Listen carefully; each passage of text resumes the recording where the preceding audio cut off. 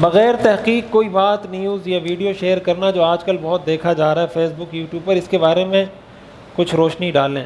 دیکھیں یہ بالکل بھی جائز نہیں ہے۔ ہمارے ہاں یہ بڑا ایک مسئلہ ہے کہ جو چیز کوئی شیئر کر دیتا ہے تو بس لوگ آگے شیئر کرنا شروع کر دیتے ہیں۔ کبھی کوئی کسی چیز کو حدیث لکھ کے شیئر کر دیتا ہے اور اوپر لکھ دیتا ہے کہ شیطان آپ کو شیئر کرنے سے روکے گا، اور کوئی آپ کو کہے گا کہ آپ کو اگر حضور سے محبت ہے تو 100 دفعہ اس کو شیئر کریں، اور آپ کو حضور سے عشق ہے تو 100 دفعہ اس کو لائک کریں یا 100 دفعہ اس پہ کمنٹ کریں۔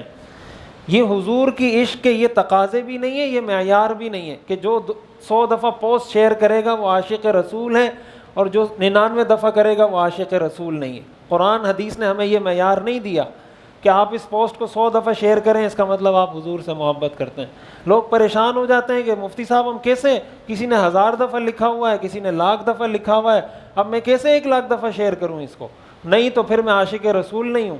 عاشق رسول وہ ہے جو حضور کی سنت پہ عمل کرتا ہے، چاہے ایک پوسٹ بھی شیئر نہ کرے، اور جو روزانہ لاکھوں پوسٹیں بھی شیئر کرے حضور کی سنت پہ عمل نہیں کرتا، وہ عاشق رسول نہیں ہے۔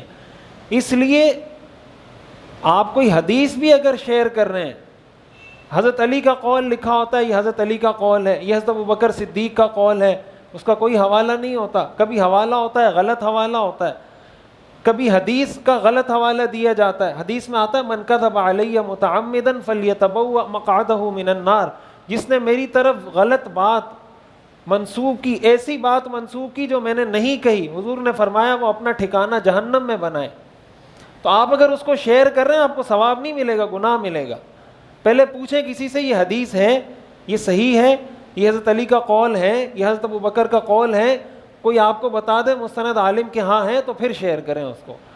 قرآن کریم میں آتا ہے ان جاءکم فاسق بنبأ فتبینوا، اگر کوئی فاسق آدمی تمہیں کوئی خبر لا کر دے پہلے اس کی تحقیق کرو۔ آج کل لوگوں کی عزتیں اچھالنا بہت آسان ہو گیا، کسی کے بھی دل میں آتا ہے، کوئی بھی کسی کی ویڈیو بنا کے ڈال دی، کسی کے بارے میں ایک پوسٹ بنا کے ڈال دی، اور سارے لوگ اس کو شیئر کرنا شروع کر دیتے ہیں۔ کسی کو پتہ نہیں ہوتا پس منظر میں کیا ہے، بیک گراؤنڈ میں کیا چیز چل رہی ہے، کیا نہیں چل رہی۔ یہ شریعت کا مزاج بھی نہیں ہے اور ایسا کرنا جائز